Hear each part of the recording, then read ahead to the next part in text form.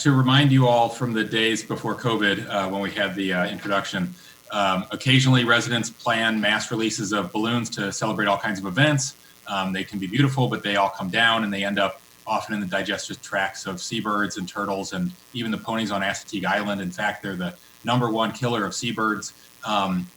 Not to mention that these events are essentially planned littering. So we heard from numerous environmental and animal rights groups in support of the bill, as well as the county executive and Senator Lamb, who's sponsoring this legislation at the state level and believed our action would help that passage. The committee hearing went well, and the committee recommended the bill with 3 amendments. Our agencies are covered as the first amendment, since we should practice what we preach.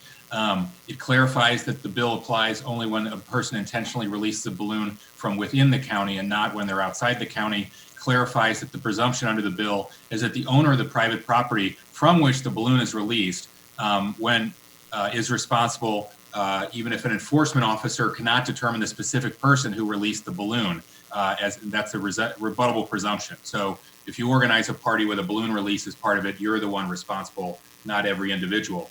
And finally, I just wanted on that point to clarify that DEP, which is doing a great job of educating the public about our recycling laws, which have recently expanded, and our pesticide laws, emphasized in the hearing that they want to focus on education and outreach to sellers of balloons and to venues that host events to make sure that they are aware of the new law if we were to pass it. So that's what we have in mind. The committee recommended 3-0 with those amendments.